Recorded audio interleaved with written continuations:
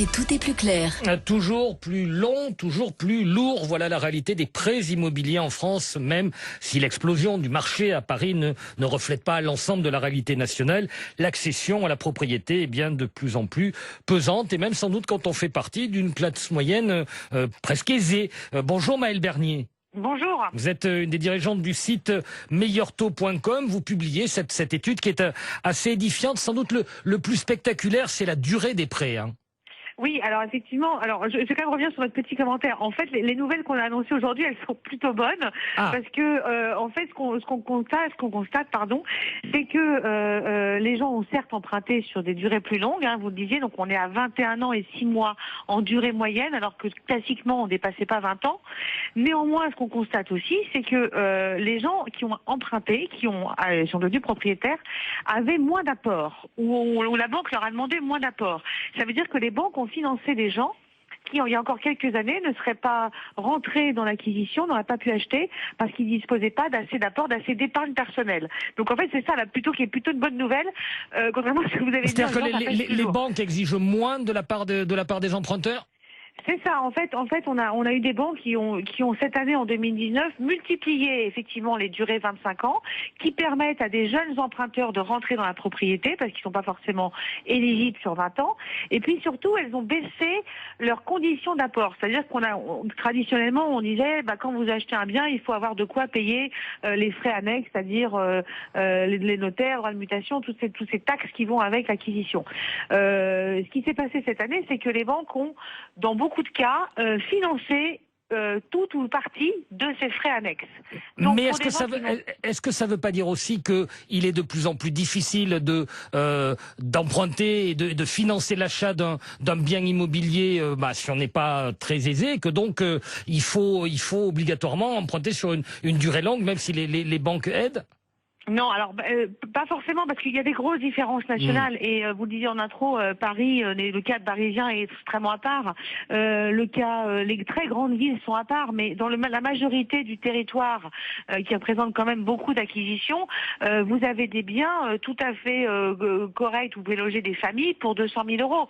Et 200 000 euros aujourd'hui, quelqu'un qui gagne 2500 2008, il est finançable. Il rentre parce que les taux sont autour de 1%, 1,5%. Avec des taux à 2,5, il ne rentre pas. Et la moyenne de l'emprunt, c'est autour de 230 000 euros, c'est ça? Exactement, 223 000 euros le montant emprunté, et un bien, on est autour de 237 000, avec évidemment des grosses différences, puisqu'on est à plus de 500 à Paris, et moins de 150 dans certaines villes de province. En même temps, la réalité, c'est que de plus en plus de gens mettront de plus en plus de temps à rembourser leur bien immobilier. Je sais que c'est pas forcément une épée de Damoclès, mais on est quand même très content quand on a fini ça. Alors en fait, le truc, c'est que effectivement, là, on part sur 25 ans. Maintenant, vous savez que beaucoup de gens y empruntent sur 25 ans, en sachant très bien que d'ici 3 à 4, au maximum 7, 8 ans, ils vont revendre pour acheter plus grand ou différent. Donc il y a peu de gens qui achètent en disant je vais rester 25 ans dans ce bien.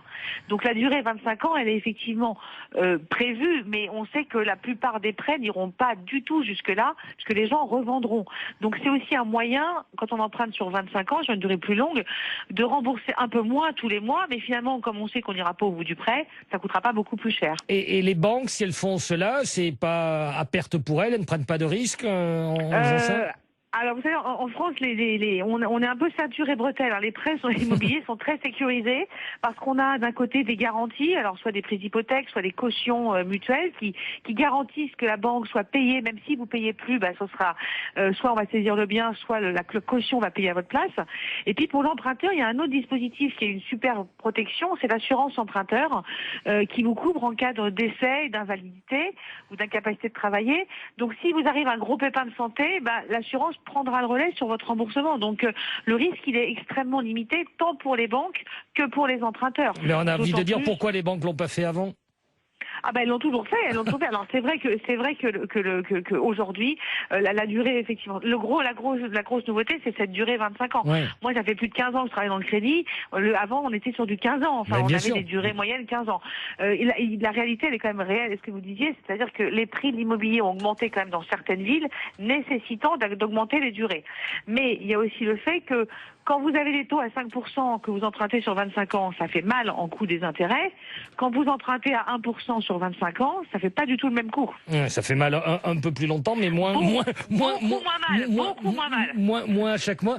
Dernière question, Maëlle Bernier, qui sont ces personnes qui peuvent accéder à la propriété grâce à ces prêts de 25 ans financés par les banques? Ce sont essentiellement des jeunes ménages urbains, c'est ce profil-là? Oui, c'est des jeunes ménages. Beaucoup, on a effectivement de jeunes primo-accédants moins de 35 ans qui ont choisi cette formule-là. Et puis vous avez aussi des gens qui ont choisi cette formule-là parce que justement, comme je vous disais, ils payent mois par mois. Mais globalement, les formules 25 ans, ça profite aux jeunes. Ça permet à des jeunes d'accéder à la propriété. Et en ville ou partout, ou essentiellement en ville? Alors franchement, pas que. On a 340 agences en France, partout, y compris dans les petites villes.